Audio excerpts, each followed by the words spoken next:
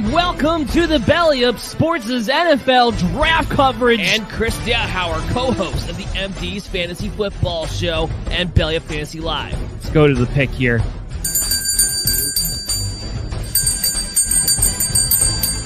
Terrace Marshall finally off the board. All the NFL fantasy football and pick betting analysis you could ever need through this draft coverage.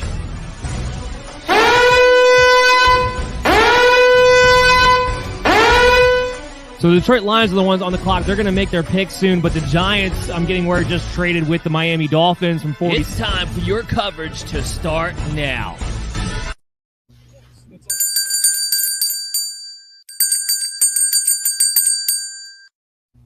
And there it is. So we're welcoming new guests. We got the pick is in. Jermaine Johnson off the board for the Jets. Great pick for them.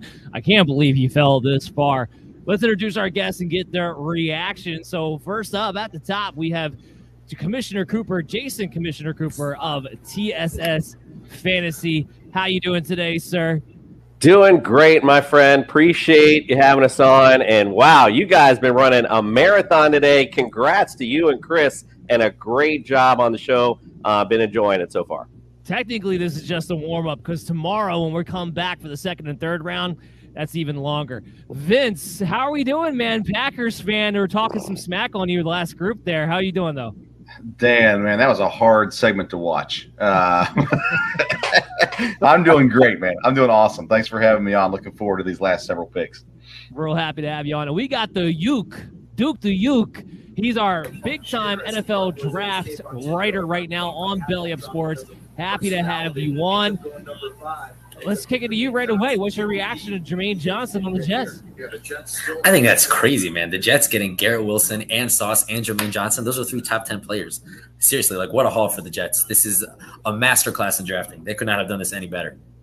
Yeah, they really came out. They've actually done a really good job so far today. Right, Chris? When we talk about the Jets, they used to be stupid, but now since Douglas has taken over, there's been a lot of good picks made. The question now, though, becomes, do they have the coaching staff to actually get it done on the field? Because we didn't see much improvement last year. Yeah, I think that question still remains for me. That's kind of why I was on the Wilson pick. I think the coaching staff's, left a lot to be desired last year. The defense was horrendous. The offense didn't show any progress throughout the season. So I have a lot of concerns. The draft, I definitely have been a big fan of. I think Jermaine Johnson kind of saved that, Wilson pick. If he was flip-flop them, I'd be super happy with that pick. So I look at this Jets, draft pretty good. It was good last year, but didn't want to capitalize on the field that great. So we'll see how it works out now. I will say this now, though. The pieces are in place for Robert Saleh to actually run his defense. So I don't want to say there's definitely no more excuses because there's still a lot of talent needs to be had on this team. Let's not get it twisted. But something productive should be seen here on the field, I would imagine. Jason, now you're part of the fantasy group like me and Chris are with Belly Up Fantasy. And by the way, guys, Jason's going to be coming with us to the Fantasy Football Expo in August 12th to the 14th in Canton, Ohio. If you're around, can make the trip out. It's going to be a great time. Please do so. Stop by and see us. We'll be happy to meet you. But is there anything that stuck out to you from a fantasy standpoint so far in the first round? Like, what's been your favorite one?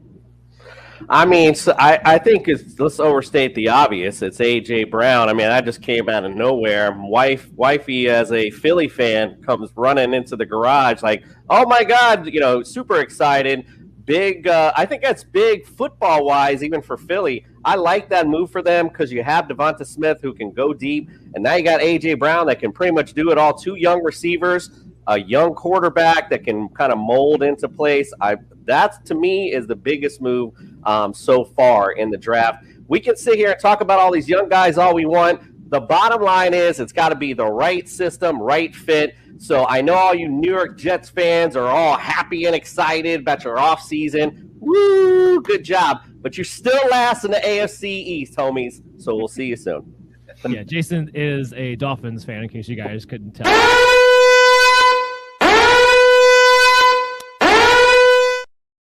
The Jaguars are on the clock. They just traded up with the Buccaneers.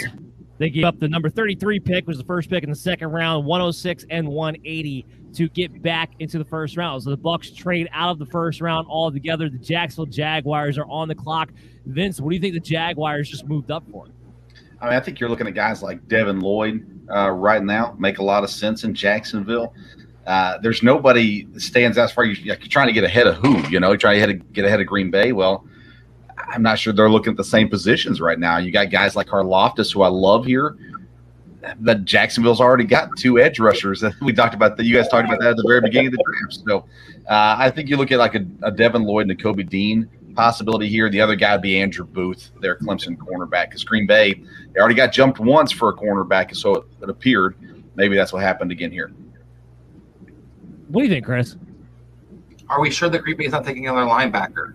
I'm not sure. They've been one of the few teams in the NFL trying to pay. I think they have about $47 million committed to the linebacker position and 2 first-round picks the last 2 years. But so I do think that it's probably going to be something, defensively. I would be kind of surprised if it's linebacker. I know they moved on from Miles Jack. They weren't necessarily thrilled with him. But I think Jacksonville's going to look for a guy probably in the secondary. They definitely have some holes to kind of fill. And I wouldn't also look at the whether or not it's an offensive lineman. But I think ideally it's probably going to be a secondary player. I would look at Luke Hine here or like a safety. Devontae Wyatt. That's a good one too. That would be a good one too. Who would be your top guy on your board right now? So the top guy still available on my board is obviously Devontae Wyatt. He's just such an unbelievable talent. The fact that he's still available is just absolutely bonkers. But I honestly don't think that the Jaguars are trading up to get a guy like Devontae Wyatt, especially after taking Trayvon Walker. It doesn't seem like great strategizing here. I think that a sleeper to be picked here is maybe Bernard Ryman, the offensive tackle from Central Michigan. Maybe that's why they jumped ahead of the Packers, who have a need at offensive tackle. Bernard Ryman is a very athletic and strong player. I really love it. He's honestly one of my favorite players in this draft. And if the Packers are looking at him, this could be why the Jags jumped up. I like that pick as well. The Raymond, they do need offensive line, and especially with Raymond in particular, he is a guy that profiles as somebody who could play inside. So they wanted to keep Walker on the outside, keep Cam Robinson on the outside. They could move him to guard. That wouldn't be that big of a stretch either. I do think that's what they're going to do. I think in Jacksonville's own weird way, they're like, we're going to follow what the mold is as far as we're supposed to get offensive and defensive linemen to rebuild our team. We're going to do it in the most ass-backwards way we possibly can by kicking it off, by taking Walker for no reason to kick the thing off to begin with. But that could be something we could be seeing in just a few minutes. Oh, guess what? The pick is in.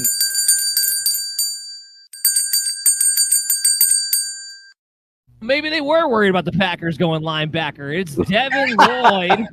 That's who the Jaguars just trade up for.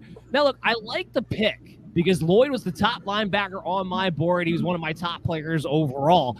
I do think this is a guy that comes in. He can be a captain of your defense. He can be a game changer for your defense, and that's something Jacksonville desperately needs.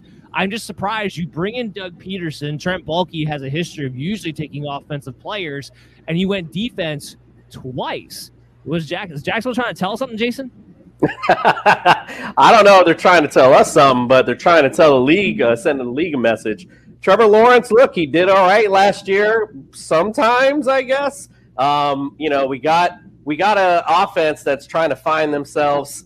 I'm not really sure what the Jags are doing, to be quite frank with you. So we'll see as we go forward. Do you like the pick? I know this wasn't the top guy on your board.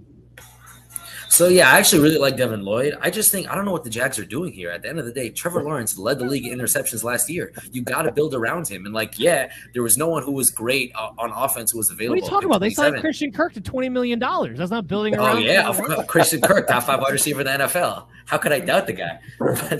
Championship. But at the end of the day, you got to build around Trevor Lawrence. And there was no one available at 27, but they traded up to 27. There would have been someone who was available at pick 33 who would have been a good pick, good value at 33, offensive line or something like that. I don't get why they're pounding defense so hard here. They got to build around Trevor Lawrence. Well, I'm curious to see what Chris says, because Chris, you had Devin Lloyd in a similar position I did, which was really high up on our board. So what do you think about the pick? Yeah, I have a top 10 player on my board. I think he's definitely a game changer, and I love the player himself. I'm kind of surprised by the pick, as everybody's kind of pointing out. The value is a little bit questionable for me that you're moving up for guys that you don't really have a clear need for, in a sense. Trevor Lawrence definitely has not got enough, ammunition around him. Christian Kirk, I don't think was the answer. But I also think that at least it wasn't Breece Hall, so we should be kind of happy about that. It wasn't a running back. When you put all those things together, I think it's it's a great pick in the sense where I love Lloyd. I think he could be a game changer. I think he's a captain of your defense moving forward. a little surprised, as they kind of pointed out, they're going so heavy defense when Trevor Lawrence is supposed to be your face of your franchise. Okay, Vince, your team's on the clock. What do you want? I don't care about your team. What do you want? Can I defend Jacksonville real quick? Yeah, sure. Okay. They go out and they get Brandon Scherf. They go out and get Evan Ingram. I'm not a huge Christian Kirk and Zay Jones fan, but in the offseason, they went and addressed the offense. They look at the defense now. I think they have a huge need at inside linebacker, and they fill it here with the best inside linebacker in the draft, I think. I think it's a great pick for them. Question pick number 1, I think they should have went Hutchinson. But anyways, what I want for Green Bay now is the best player available. I trust these guys. I know that's not popular to say. Outside of Jordan Love, these guys hit on the draft. And so I actually mocked here for Devontae, the Georgia lineman, to go here. Actually, I at 22, I had that picked. So I'd love to see that. I think Devontae Wyatt would be a huge pickup for Green Bay to add with Kenny Clark on the defensive line. Outside of that, there's no wide receiver here. You're not going to get a wide receiver here. You're going to wait till the second round for that. There's no reason to reach. Andrew Booth, Daxton Hill, 2 guys I like as well. Could bolster the secondary in Green Bay. They're at this point where the thing they need is a wide receiver. You're not going to draft that here. So I like Wyatt. I think is the smart pick. Well, can I ask you a real quick question, Vince? Yeah. You say you trust them. I love, Alexander was a great pick, for example, Jerry Alexander, but I don't love their draft the last couple of years. So I'm kind of curious to see, what you kind of justify that you trust their draft picks with. All right, let me give you a couple names, and then you tell me how they didn't turn out for you, okay? So this is why I do trust them. Aaron Jones, 5th-round pick. A.J. Dillon, 2nd-round pick. Elgin Jenkins, 2nd-round pick. You look at the 1st-round picks in recent years, Darnell Savage, he's a great safety playing great football. Rashawn Gary, a lot of people thought, oh, that was a horrible pick. First year was not good. Since then, he's been great. Kenny Clark was the 1st-round pick as well. Royce Newman, 4th-round pick, starting left guard, fit in perfectly. One of the best rookie offensive linemen last year. David Bakhtiari, 4th-round pick as well. So they find guys, and the history of their 2nd-round receivers is absolutely phenomenal over the years as well.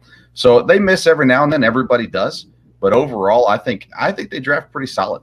And as a Packer fan, and my dad is a minority owner, so he's pretty happy. He's pretty happy with it too. You have a rebuttal, Chris. I was just curious was the GM, the actual GM for most of those picks, because I don't think Bakhtiari was one of their picks. I don't think that Aaron Jones was one of his picks. Right. Goody was on the staff back then. He was not the one making the picks then. The guy who did is currently passed away. But he was there for Jair. He was there for Darnell Savage. He was there for Gary as well. He was there for A.J. Dillon, who's turned out pretty solid. Elgin Jenkins, he was there. Josh Myers, the starting center, he drafted him in the 2nd round as well. So he's been around for a while, but he's made some pretty solid picks, I'd say. Vince, can you do us a huge solid and wake Pop up? Because you guys need a little vigor and some life. Because, I mean, as a fantasy guy, I do not want to go into this season with Aaron Rodgers throwing to Sammy Watkins in the end. I mean, I just don't want to see it. Let's get something going. We got A.J. Brown traded tonight. All this stuff going on. What is Green Bay doing? They're sleeping. Hollywood Brown on the move also. I mean, there's definitely some options there that could have really bolstered this offense. I thought Debo was still an opportunity, a chance, because there's ties with San Francisco and Green Bay with LaFleur and everything. So I thought that was a slim possibility as well. The fact of the matter is those receivers went so early in this draft. I mean, what can you do but wait and hope that you hit in the 2nd round? And then they might draft 3 receivers still in this draft. Just it won't be in the 1st round. Looking ahead to pick 32 real quick, because this is going to be the last prop bet we're going to have for the night. It's minus 200 for a defensive player, plus 150 for an offensive player. That is the Vikings pick after the trade with the Detroit Lions. So what do you guys think? Are they going to go right now? Vegas is telling us defense, but I could see the Vikings are in a position where they can just take best player on their board too, because they don't necessarily have a big need anywhere. They have little needs here and there, but they could just kind of take the best value available. So I'm curious to see what you think. What would the best thing for the Vikings to do at 32? I think, yeah, Vikings just go best player available. You know, given the way that the draft fell, there isn't really a player who's been dropping, you know, that they need to snag right now. Maybe a guy like Devontae Wyatt, I like. Maybe a guy like Lewis Seen, who's interesting, Nakobe Dean, but none of these guys fill big, massive needs for the Vikings.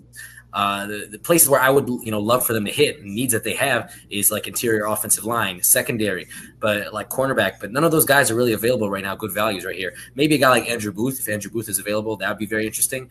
But I feel like, yeah, they just follow their board. You know, this is a rare situation where they have needs, but the way the board fell, just take who's there. Well, just going off of what you just said, you just listed a bunch of defensive players, which is why probably Vegas has it at minus 200 right now, which isn't really the value pick. But I agree with you. I don't really have an offensive player that I think they need to address at that 32 spot right now. So I don't think you're going to get the good value bet, which would be the offensive side. I think it is more likely it would be defense. They need help in the back end of that secondary. Hey, there's Dan, no one here either right now. That's a great pick. Dan, what you got to think about with that, looking at value, someone trading up to 32 to get Malik Willis there at the end of the first round, get that fifth-year option. I think that's where your value lies, not Minnesota, but someone who trades into that 32 spot. And that's possible as well. The Vikings could very well just keep trading back and getting more value right now because they can just kind of stick to their board at the time. Here's a good one. So after the A.J. Brown trade, Philly's odds moved from 50-1 to 40-1 to win the Super Bowl. So A.J. Brown just moved them 10 spots on the odds to win the Super Bowl. That's really curious. But we got the pick.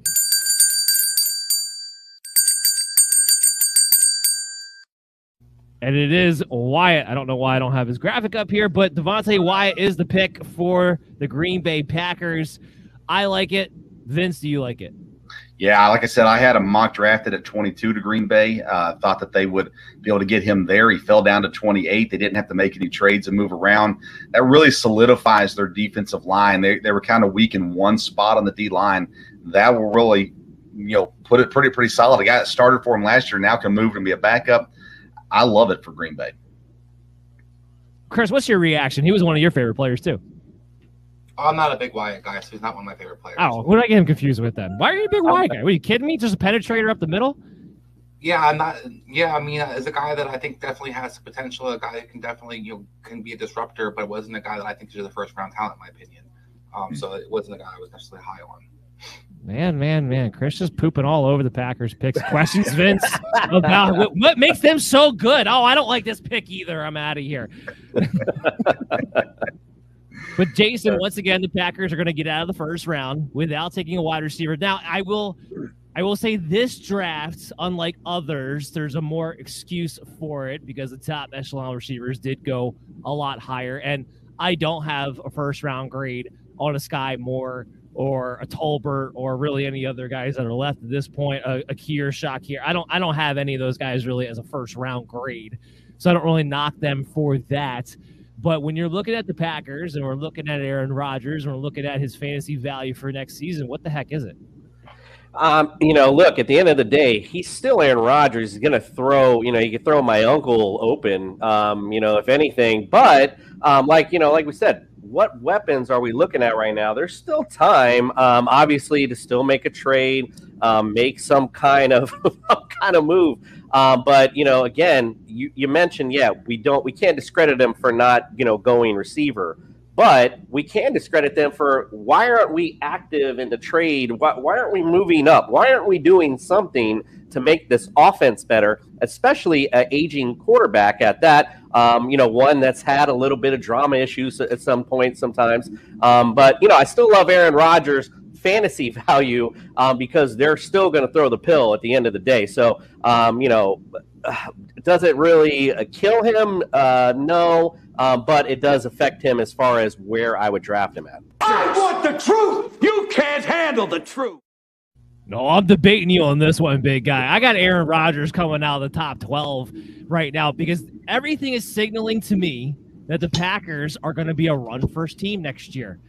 And we've already seen them play at an incredibly low pace last season, and you take away Devontae Adams from that, please don't talk to me about Sammy Watkins. I don't want to hear it. I don't want to hear about Amari Rodgers. I don't want to hear if they try to bring back Randall Cobb. I don't want to hear it. Aaron Rodgers is going to be looking like what he did back in 2019 when he had one of his worst seasons of his career, statistically speaking. Now, that might not be from a Packers fan standpoint with Vince. That might not mean losses. But from a fantasy standpoint, I don't see a guy who cracks the top 12 quarterbacks this year. Go ahead. You can rebuttal. Yeah, so, again, I agree with this. I mean, as in a football perspective, 100%. That's what we've all said that the Packers should do, especially you're in a cold weather state. You got the snow. You got Captain Thunder Thighs, A.J. Dillon. I mean, I love A.J. Dillon, especially down the stretch of the season. Yes, that's what they should do. But it's Aaron Rodgers, my friend, and we know how Aaron Rodgers likes to do things. I just don't see how he's going to just start handing the ball off all of a sudden. It's still Aaron Rodgers. He's still going to fling the pill. And let's see if these young guys in the defense can step up. If they can, then, of course, they'll be in a position to control the clock, run the football, and play good defense. We'll see if that permeates on the field. But, again, still Aaron Rodgers. He's still going to audible to some throws. I still like him top 12 quarterback next year. I think if he knew Devontae Adams was going to be leaving, I think he would have stuck with Jeopardy. Chris, Patriots are on the clock. Jaguars, I think, took the pick they wanted. So if you're the Patriots, what are you doing here? Yeah, I'm looking to trade down. I think that if they can out of the first round, do the Patriots thing. That's what they usually do, is trade out of the first round. So I think that's probably the best move actually for them. What's left on the board, a lot of guys think you pick your preference.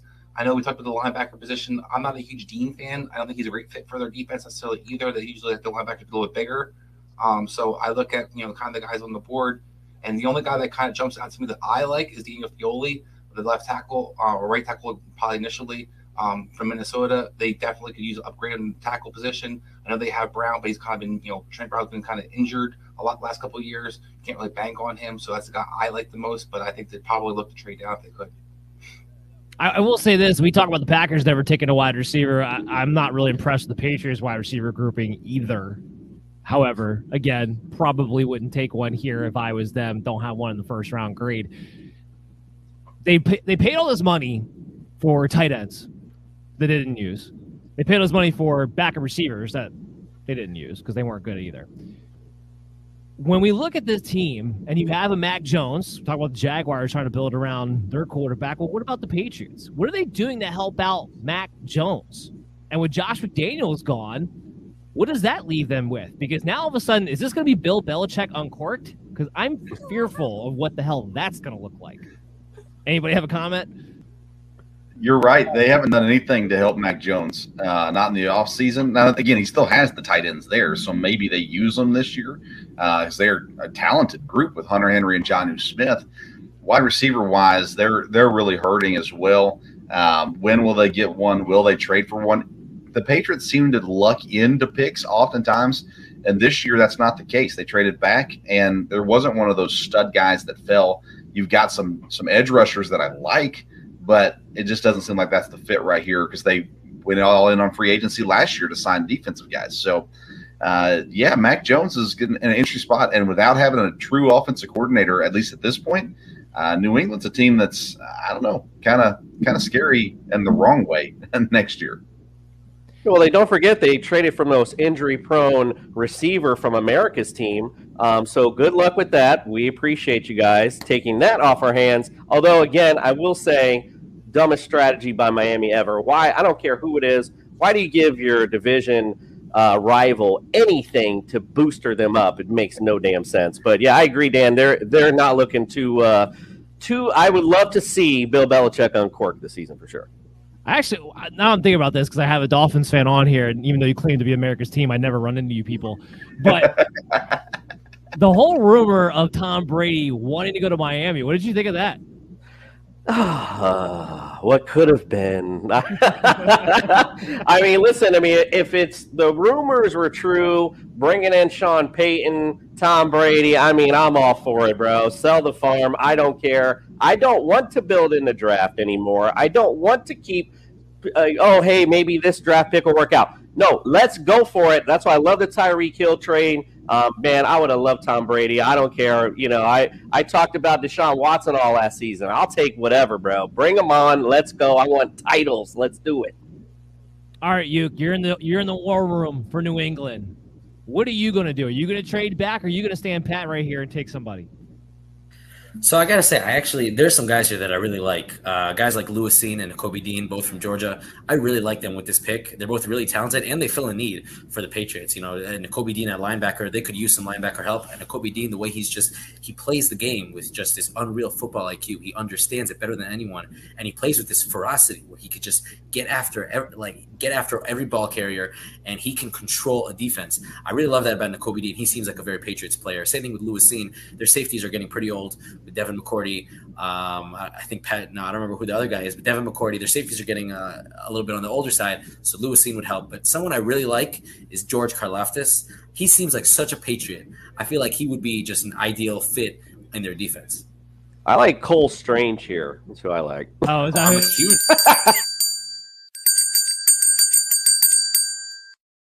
Yeah, leave it to the Dolphin guy to spoil the pick. There it is. Cole Strange off the board. Offensive guard. Well, at least he will be playing offensive guard for the Patriots. Did have some experience there at tackle in college. Jason, you're not allowed to speak. Chris, what's your take on this pick? Yeah, we don't. I just say, MD's Nation and Belly Up fans, heads up. I did the graphics. He's not one of the graphics for the top 3 rounds. Cole Strange does not belong in the first round. And this is just an absolute true Patriots pick. That's why I said they needed to trade down to the Patriots thing, because this is just a huge reach. Here's what you said earlier in their show. You said the Patriots do better when they're second and third round players. They figure they just take one of those in the first round and then just call it a day. Yeah, I guess so, because it seems like they don't want to necessarily improve their team.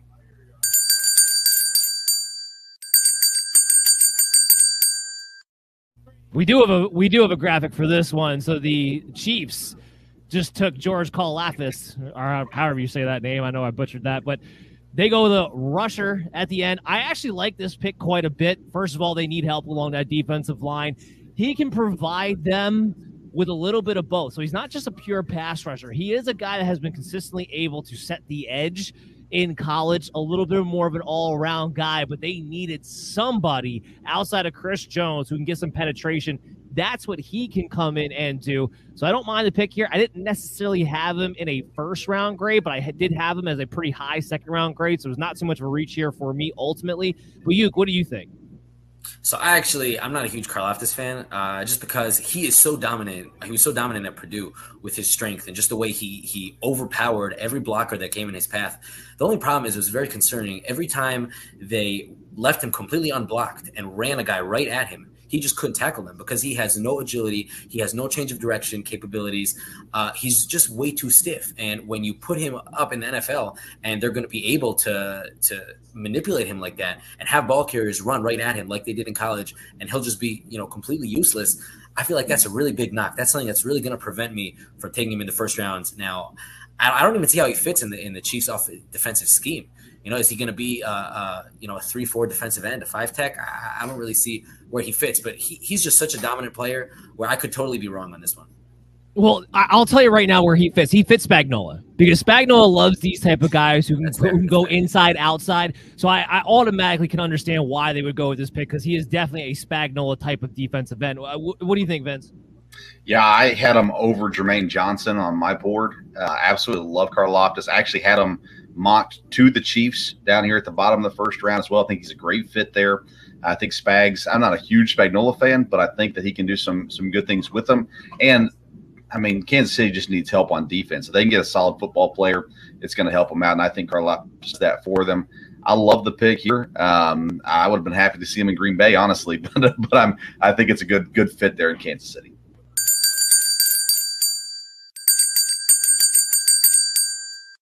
It's the end of the draft when everybody gets their acts together. So Daxton Hill is going to go to the Cincinnati Bengals. And you know what? I like the pick because they need somebody to come in there who can be a hybrid. They need secondary help. They had to address that. That was the big thing. That was why they lost the Super Bowl, ultimately speaking. They didn't have anybody who can cover Cooper Kupp. This is somebody who kind of addresses that issue. So I don't mind a pick here. I personally probably would have went with Booth if I was them because I don't know why we're wasting our time with Eli Apple. It's going to be really bad next season. But they do go with Hill. Jason, what's your reaction? Well, if you don't remember, Eli Apple was my Super Bowl MVP pick, surprise dark horse pick. I mean, I don't know if you remember that or not, but Everyone tries to win the lottery, buddy. got to roll the dice at some point. Yeah, I mean, again, Chiefs got a lot of issues. Or, excuse me, we're on to the Bengals. My bad. You talked about it earlier in the show. Where were they going to go? Offense, defense. Who knows? They could just, again, they went with the best player available on the defense. They're definitely not going to go receiver. Stack there. Got a good running back already. Good offense. So good pick for the Bengals, like you said. That's why they lost Super Bowl. Could not guard Cooper Kupp at the end of the day. So, yeah, good pick for the Bengals all around.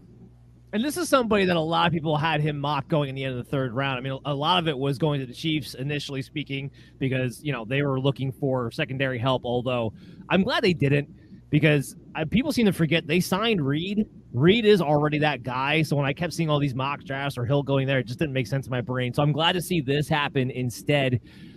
Chris, with the Bengals here making this pick, does this get them closer to being a Super Bowl winning team this time around? I'm gonna go with no. I know that Daxton Hill is a player. Need a Johnny Rain clown drop every time Chris opens his mouth. Well, and we'll see if I'm right or wrong. But just a couple of things real quick. You talk about the Packers and the great drafts. Their defense hasn't finished has only finished top 24 twice in the last decade. So that all these great picks and all these great things, investing on the defense, I don't really see it panning out. And this is another situation in Cincinnati where you have Jesse Bates as definitely a ball hawk safety. Where is Daxton Hill kind of fit in that secondary? He's not a true corner. You talked about him guarding Cooper Kupp. Cooper Kupp will eat his lunch all day, every day. So I think that's a problem that you're not really addressing in any kind of capacity. To your point, I think there's other corners on the board that would have helped over Eli Apple, but I don't really see this guy having a clear fit for this team. Even Luke Hine, I think, would have been a better safety, fit for them per se, because he actually can tackle and hit people and play a little bit in the box. This guy's more of a hybrid guy, and I really don't see, like I said, with Jesse Bates, how that tandem really fits well, and really what they're going to do defensively different versus anybody. Duke, where did you have Daxton Hill rated?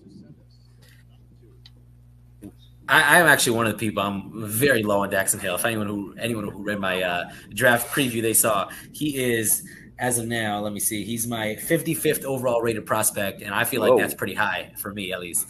There's one thing that was very concerning for me about him. Now, everyone saw at the combine, this guy is an elite athlete. He had a ridiculous 3-cone number. He ran a great 40. The only problem is he doesn't really have a true positional fit. He doesn't have the measurables to play at any position. Now, he couldn't cover. Anytime he tried to play a true corner, tried to cover in the slot, he got completely torched, completely torn apart. And so you can't really cover. And he doesn't have the size or the physicality or the tackling ability to be a true safety. He also doesn't really have the range, and he has the speed, but also his change of direction ability on tape. Every time he takes like 1 or 2 extra steps, and that slows him down. There are just so many red flags on his tape that at the end of the day, he's a great athlete, and he's someone who lit up the combine, but how much stock am I going to put just into that one thing when everything on tape kind of pointed the other way? So I see a lot of hype about him. A lot of people were saying he's going to go in the first round. To me, I just don't see it. I feel like he's going to be one of the busts of the first round.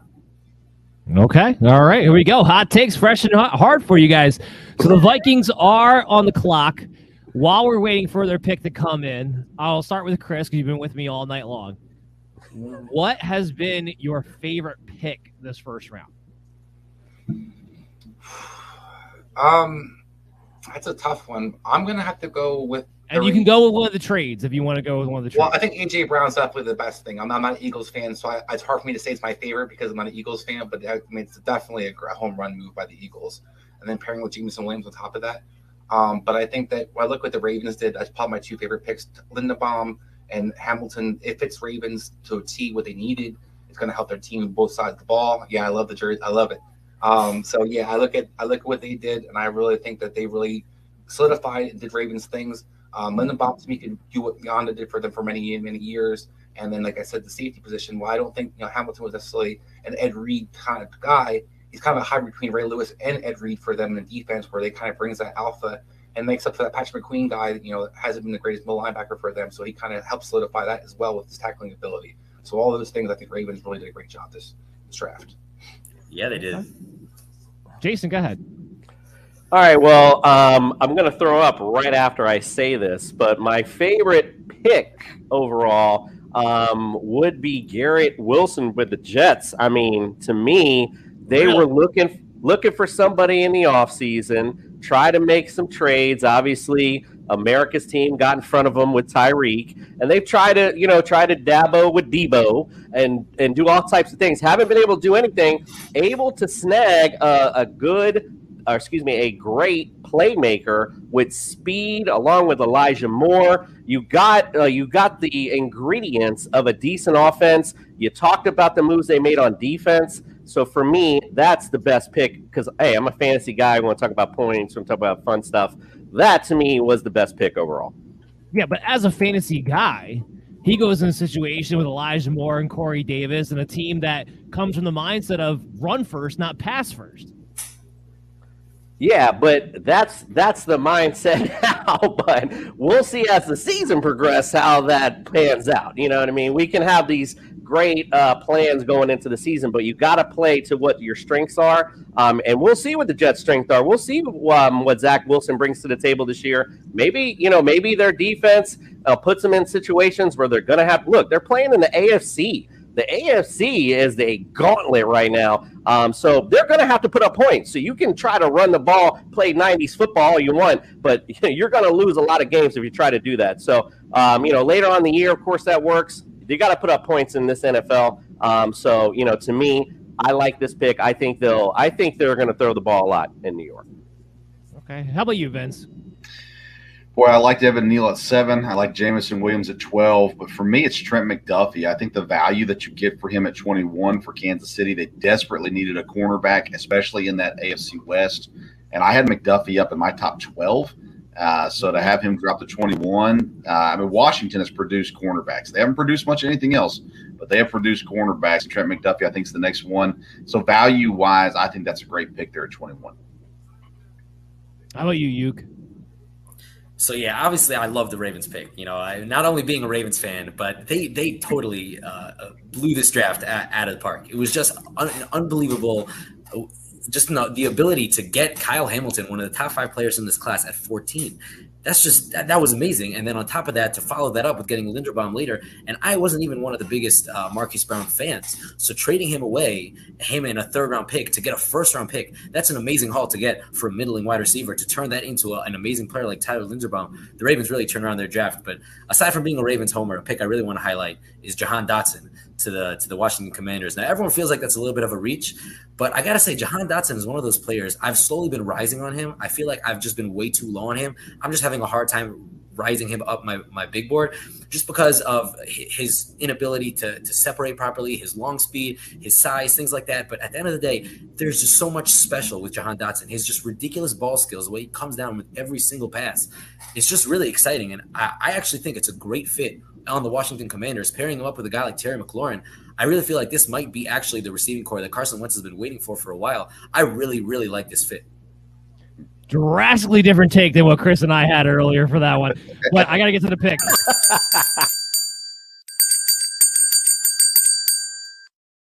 The Vikings take Lewis Sign, defensive back, so 2 safeties essentially back-to-back off the board. Vikings stay in the 1st round. They address the secondary, a position of need. I got to say, I still had Booth rated higher, but he does fill a need for them, and he is in the value territory that I had him graded at to begin with. Go ahead, Yuke. I heard you say there it is, so go ahead and give me your reaction. Oh, yeah, no, I love Lucien. I was waiting for him to be taken. He was one of those guys that I felt like he was dropping. And, most people mocked him at the end of the 1st round, beginning of the 2nd round. But to me, he's the next best player. He's the next guy up. And I felt like it was just a matter of time before someone takes him. To me, he was even, this is a little bit of a hot take also, but I had him in the same tier as a guy like Kyle Hamilton, where he just has ridiculous twitch, athleticism, speed, length. He has it all. And then he blew away the combine. He had an 11-foot broad jump. I think he ran, a 4.4 or like a sub 4.4, something like that. He has it all. There's like very few flaws to his game. I really don't see what the faults are. And he's not Kyle Hamilton, but he's up there for sure. And I really like him. He's my, he's my 11th overall ranked prospect. So I was just waiting for somebody to snag it. Chris, I see you nodding along there. Do you agree? Yeah, I didn't like him as high as that, but I do think Luke Kine was probably I talked about with Daxton Hill one. I think he's definitely the best safety that's still next on the board. A guy that has definitely a lot more upside, I think, as well. He hasn't kind of reached his ceiling, I don't think, either. The athleticism is definitely there. My only knock with him was I thought he was a little small at 190, but he's not afraid to tackle. He's not afraid to get dirty, and he brings it. So you put those things together, a guy who's has the range that he does and the speed and can tackle, that's usually going to be translate well in the NFL. All right. I think it's a good fit for what Minnesota is going to be running on the defensive side of the ball. So if nothing else, I go with that. I had him and Daxton Hill kind of rated pretty similar to each other as far as overall grade goes, but I do think he would fit better than a Daxton Hill would for Minnesota in this situation. Can I throw a quick question out for the panel real quick? What was your guys' least favorite pick, or which the worst pick was of the first round? You got to go New England, right? I mean, New England doesn't make any sense with Cole Strange. That one's probably the biggest question mark of the first round. Travon Walker at 1, I think that's a question mark as well. Just looking at it, though, overall, I think I have to go New England. That or Tennessee trading away A.J. Brown, but I'd say New England, Cole Strange. So yeah, I'm actually gonna contend on this whole Cole Strange hate now. Yeah, it definitely was a reach here. Taking Cole Strange in the first, he does not belong in the first round. But I love Cole Strange. He just plays with this length. He has such long arms. He's such a polished and natural pass blocker. And even in the run game, he showed a tenacity and a strength that I didn't think that he had. And he really checks a lot of boxes. The only problem was he played against the only time that he played against capable competition was at the Senior Bowl, and he didn't look that great. But that was really my only question with him. And, that's something that I feel like NFL teams could probably work through, especially a coach like Bill Belichick. Yeah, taking him in the first round, that's a little bit early. But to me, he was the top of the second round guy. So that's not such a huge reach for me. So I actually kind of like that pick. I would say the pick that I like the least is probably, let me see here, probably Trevor Penning. I'm not a Trevor Penning guy at all. I know that's a little bit against consensus. But he is just such a bad football player, He has great athleticism. He has this nastiness that everyone says. But he did so many things wrong. He constantly got beat. And this nastiness that we're seeing is he's getting beat. He's getting run over by these stronger defenders. And then all that he does is as he's falling to the ground, he just rips the guy and brings him down with him. And everyone goes, oh, man, this guy is so nasty. He's so strong. But really, he keeps getting beat. He loses so many reps. I don't think he's a first-round player at all. To me, he's not even an early half of the second-round player. Maybe you take a late second, third-round flyer on him. But taking him I think they took him at 16 or 18, that's too early. That's way too early for me. I want to give a shout-out to one of our viewers that's been following along on Facebook pretty much this entire time. His big winners of the draft were Detroit, Giants, Philly, Jets, and Baltimore. Can't argue with that there. Go ahead. I was just saying my worst pick tonight, it kind of piggyback to what Vince said. It's Treylon Burks for the Titans. It doesn't make any sense. It's not like A.J. Brown is not Julio Jones. He's not some old aging receiver, has been. So He's you have a problem young. with the trade, not the pick. Well, the pick to me doesn't make sense because they traded essentially to make the pick. So that to me, again, this is not something that they just went off the whim with. This is probably something they've already were thinking about coming in. Who are we going to take off the board here? Treylon Burks. I mean, you traded someone away for potential. And I've talked about that many a times. A lot of teams, I mean, America's teams especially, we've been doing this for over and over again. Get potential. Get the guys are money. A.J. Brown is money. So, again, the whole thing doesn't make any sense to me at all.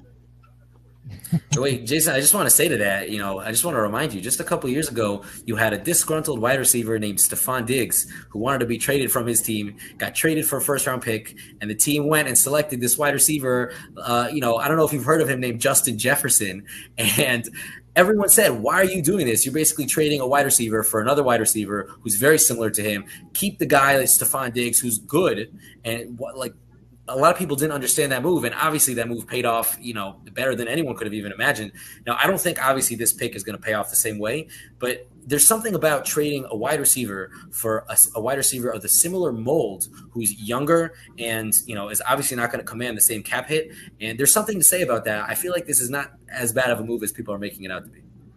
Yeah, I just want to make sure we're clear. You are comparing Treylon Burks to Justin Jefferson, just so we're clear. is obviously Treylon Burks is better than Justin Jefferson. This is not, nah, I'm not that crazy. Listen, I'm going to jump in on here. My comp to Treylon Burks is Devontae Adams.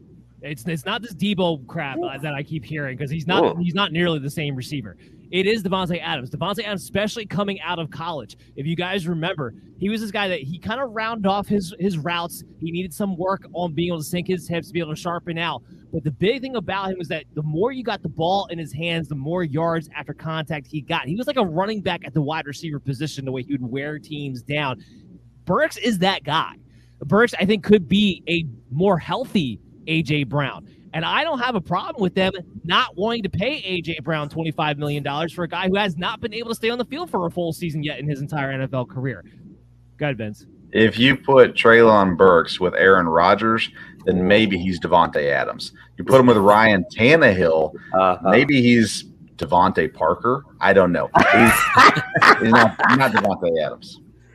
I don't know. I think A.J. Brown was pretty good with Ryan Tannehill. Ryan Tannehill gets us a lot of crap. He had one bad season where Tennessee was completely decimated on both sides of the ball. I don't really bash on him the way a lot of other people do when it comes to – he can feature one wide receiver without a doubt. He did it with Miami with Jarvis Landry. Bingo. Right, exactly. And I thought Jason was going to jump in there, but Chris. I didn't I want to overstep my bounds here. I'm still a guest in your house here, but yeah, I mean, you're exactly hit on it. I actually watched him under. I hate to say this, Adam Gase. I got season tickets. I'm sitting up here watching this guy. In the first few games, we had a game against Cleveland. He wasn't seeing people open. And then later on during the season, you saw this guy develop. He was seeing those people down the field. So I like Ryan Tannehill. I mean, and my son watched we're at the game where he hit the most consecutive passes in a row when he broke the NFL record. I think it was against the Texans. Ryan Tannehill has spots of greatness, but unfortunately, he's got a turnover problem as well. He'll be a great mentor for Malik Willis when they draft him in the third pick in the second round. Okay, Nostradamus. Vince, that's a great segue because I was going to go into what's the narration now going into the second and third round, and that's going to be narration number one. Malik Willis was not taken. It was Kenny Pickett, so now he's available, and I'm better with Willis being in the second round now because that's all now if you're going to take him in the second round, now you don't have the same pressure on him having to perform necessarily right away you would as a first round pick. There's a little bit more of a window that you're allowed to develop, and this is more where he belongs. They kept comping him to Jalen Hurts. Hurts went in the second round. Now we're talking about some actual value and of developing a guy rather than a guy who has to come in and save a franchise day one. That's going to be a big narrative heading into tomorrow. Are there any others? Anybody can jump in. You're talking about the quarterbacks? I'm talking about what's your narrative going into tomorrow? Oh, well, obviously the quarterbacks is huge here. I'm a big Desmond Ridder and Matt Corral fan. So to me, they were my top two quarterbacks in this draft. So I'm surprised that they weren't taken in the first round. Someone didn't jump up to snag them. I would love to see where they go. Maybe one of them goes to maybe Indianapolis and then takes over for Matt Ryan next year. That would be very interesting to me. They would have, probably have an immediate impact on the NFL. So that's something that I'm really looking forward to see where these quarterbacks go.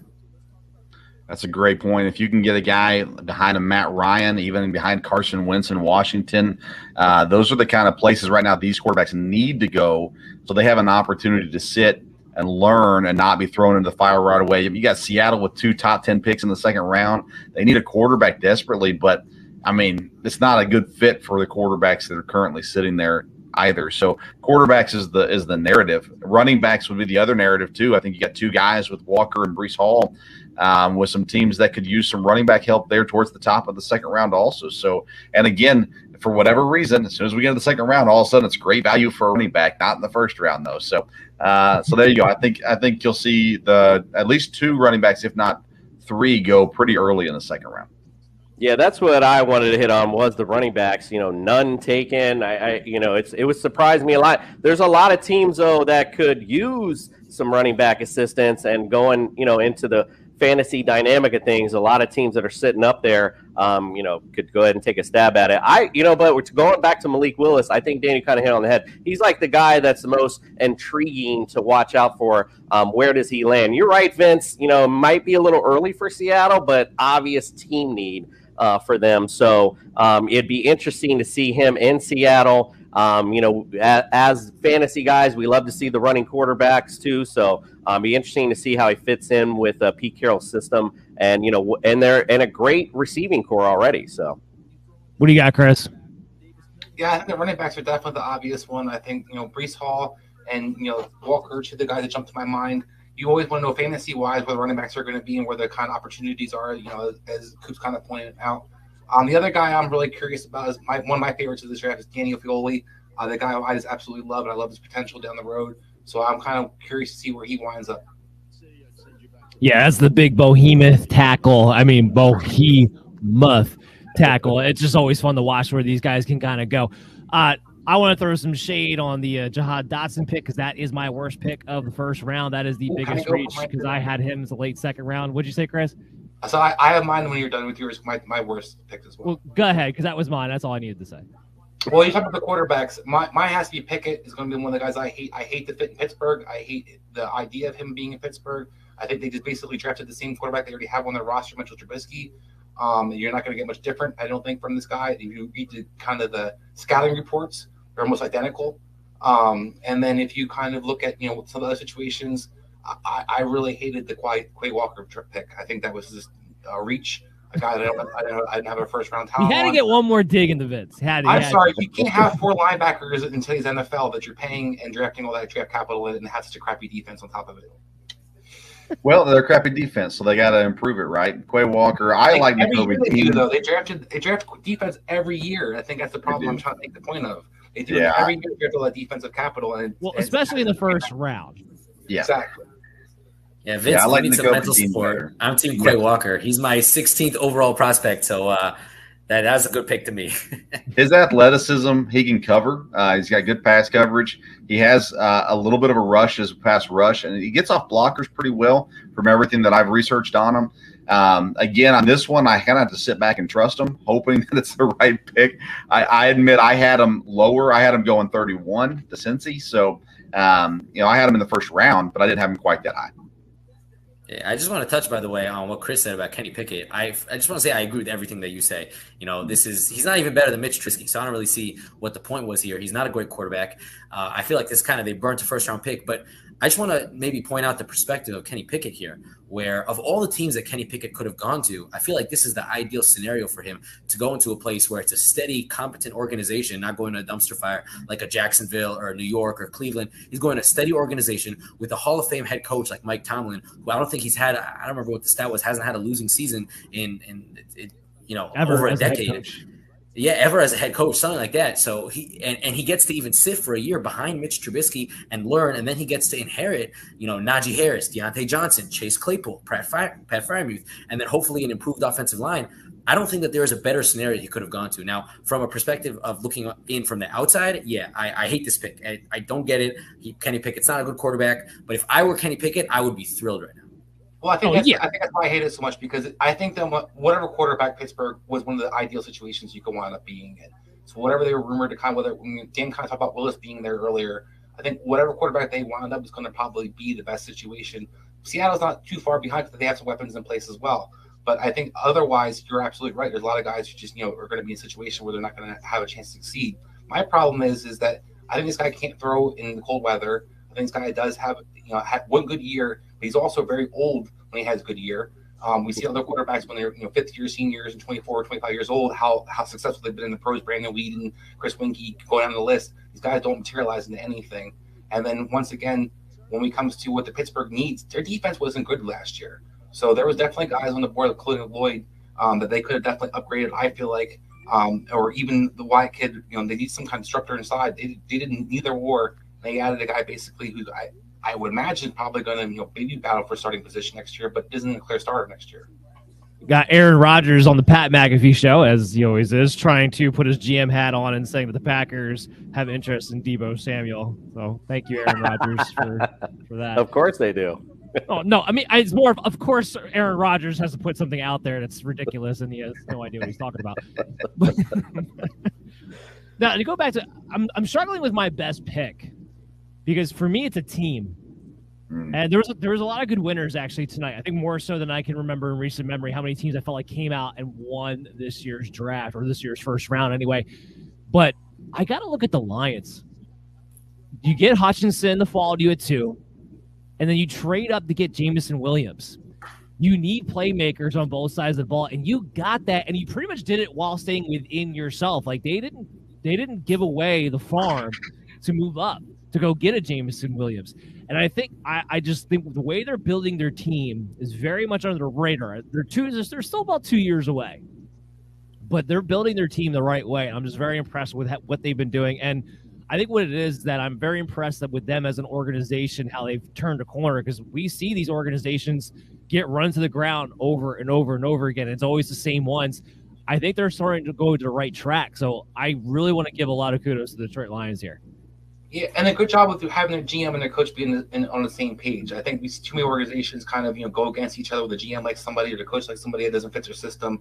This seems like they actually are working hand in hand to build the team like as you're talking about with the same kind of blueprint. Now I got Jason and Chris here, so I want to talk a little fantasy. The worst fantasy pick for me, or I shouldn't say the worst one, the one that broke my heart was Garrett Wilson going to the Jets. Because he's just not going to be put in a position to get the numbers that you want him to get. And this is a guy that he was that Justin Jefferson type. If he fell into the right situation, he could explode because of what his ability is and depending upon where he could have wound up at. Him going to the Jets, him and Elijah Moore are the same guy. And then you have Corey Davis, a run-first mentality. I like Zach Wilson, but even I have to say we don't know exactly what Zach Wilson is yet. And I'm just very sad. I'm very sad that Garrett Wilson, who was high on my dynasty board, now is going to have to take a significant drop back. Jason, you're crapped on Traylon Burks. I'm telling you right now, from a dynasty standpoint, Burks is going to be a hell of a lot higher on my board than Garrett Wilson is now because of the situation, the volume that he's going to now have. So where did you have Garrett Wilson projected? Where did you want him to go? Let's go there. Well, I wanted him to go to the Commanders. That's where I wanted him to go. I wanted him to pair up with McLaurin at 11. I thought that was an ideal location for him to wind up at. Yeah, and that makes sense. And the receivers aren't of the same mold as you said. Right. But again, I'm going to go back to what I said earlier. I do like the pick because we could sit here and talk about the Jets defense and want to play defense. It's still the Jets defense, though. I have to prove it on the field first. And again, we talked about the AFC being a gauntlet. Maybe as we looked at, maybe the Patriots aren't that much. But they still got to deal with the Bills and America's team twice. And again, the whole AFC is stacked right now. I'm going to throw a little shade on this Dolphins real quick. You guys got to prove it, too. Now, I like what you did in the offseason. I'm not going to try to take it away from him. But you guys haven't made the playoffs in a little while either.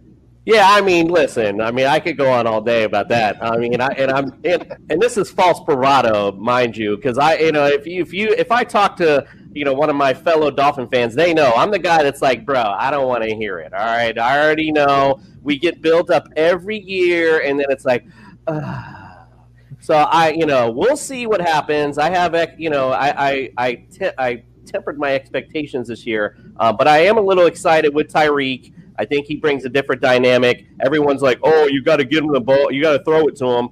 Actually, no, you don't. I could just hand the ball off to this guy and let him take it to the house. So, I'm excited for what the Dolphins can do. Pretty sure I was talking to him about Garrett Wilson and became a conversation. You got me on track.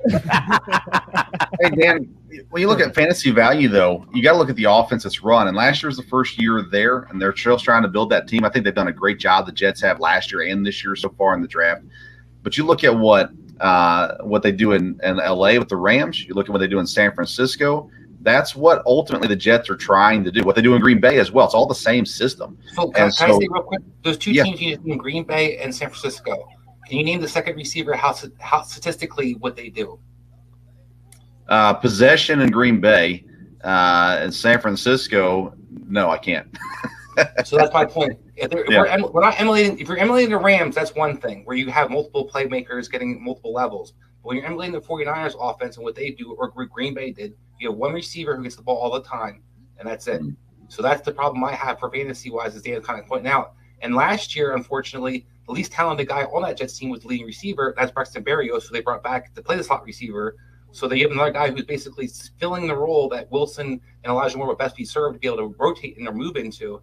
And Usually the 49ers and Green Bay teams like a guy who can block. That's why Kenyon Bourne's probably still in the league. So Elijah Moore can't block. Braxton Berrios can't block. Wilson can't block. One of those three is going to get taken out early in the game. So that's where I'm going to tell you guys right now, fantasy-wise, as Dan's kind of pointing out, it's not going to materialize like we want it to. And I like Zach Wilson a lot, and I still think he's going to be a good quarterback. I just hate the fit offensively for them. No rebuttal for that one. Okay. I mean, if he is the receiver, then he's going to get his points. If he's not the receiver, then he's not going to get. And that was what I was going to pick you off with my secondary point to that was, even if Garrett Wilson takes over as the lead guy, that means Elijah Moore gets thrown to the wing side. And I love Elijah Moore too, and I don't want to see that happen. So that's why it breaks my heart in two ways, because either it ruins Garrett Wilson or it ruins Elijah Moore. Somebody's getting screwed in this deal, and I didn't want to see it happen to either one of them. Denzel Mims last year. But you're I think, on an island with that Denzel Mims thing. Okay, Jason. but when you're saying though, in one hand, that you wanted him to go with Scary Terry on the other side, but you don't like Elijah Moore on the other side. So that's, I guess, where. Yeah, but again, excuse me, just going back to the defense. Let's just go back to that again. The Jets' defense is not that good. I don't still see them being that good. So, again, they are going to have to put up points. They kind of have to throw the football. They weren't that good last year. How many points did they put up offensively? Doesn't always go hand in hand. Zach's first year, to be fair, and offense, he's just learning. He's second year, could be a little something. That's all I'm saying. I don't think it's horrible. And I don't want to defend the Jets. I feel like I really am gonna go take a long shower after this. And the OC in New York was his first year calling plays. He's got a year under his belt, and from everything we know about him, he studies hard, he works hard. If he improves, maybe everything turns around. It all comes down to Zach Wilson in New York. So whether or not you trust him or not, and at this point, I don't trust Zach Wilson. I don't trust LaFleur. So that's my problem. I've yet to see a 49ers offensive coordinator under Shanahan actually be successful. That's where it boils down to for me. But let's sign off here. It's been a great run. It's been a great night. We're going to be back tomorrow for the second and third round at 6:30 p.m. Same place, right here on Belly Up TV, Roku, YouTube, all together. It's probably even going to be longer tomorrow because we'll probably end at the same time, but we're starting an hour earlier. There's going to be a lot more to go over, a lot more guests coming. Vince, I believe you're going to be coming back tomorrow. Is that correct? Yeah, I should be on the first few picks there in the second round. Awesome. Where can we follow you at, and what do you got going on with your show? At Sports Stove on Twitter and Instagram. As soon as we get off here, I'm recording for tomorrow morning's episode. So a new podcast will be out Friday morning, and then also will air 7 a.m. on Belly Up TV there as well. No sleep for the weary. Jason, where can we follow you, man? Follow us at TSS Fantasy. I don't care if you follow me or not. Follow my show. That's all I care about. Check us out. We're live where you can find us, Belly Up TV, Roku, all that. Find us where you can listen anywhere you listen to your podcast. Go to tssfantasy.com. We got all of our latest and greatest on there as well because we are the fantasy show to people. All right. Not more than the MD Space Football Show, just to be clear. You, where can we follow you at? What are you working on? So, yeah, I'm honestly, as of now, I was just the draft scout for Belly Up. I'm working on maybe running for some other fantasy sites, but nothing's really concrete yet. It's just a few things in the works. But I feel actually a little bit humbled right now among all these podcasting legends who have their own show. And I don't really have anything to plug right now. I can just say, I just write my scouting reports on Belly Up. It's really all I do. I have, the full, if you want to see really all of my stuff, I put out a draft article of the full NFL draft preview, and that kind of can really take you down a rabbit hole towards any individual player scouting report, any positional breakdown, big boards, mock drafts, whatever. It's all linked in that one article. So that's really where you can see all my stuff. Love it. I really appreciate you guys coming on. Really was a lot of fun. I can't wait to get back at it tomorrow. Chris, good job today, man. Let's go get some coffee for tomorrow and get some rest tonight. And then we'll be ready to fire it up and ready to go and do this again and really have another blast. Again, more guests coming on We'll have more pick betting analysis for you guys for the second and third round. Second round in particular, it kind of runs out towards the end of the third round, just let you guys know, and more fantasy analysis. So everybody come back tomorrow, signing off for the first round of the Belly Up Sports' MD's Fantasy Football Show NFL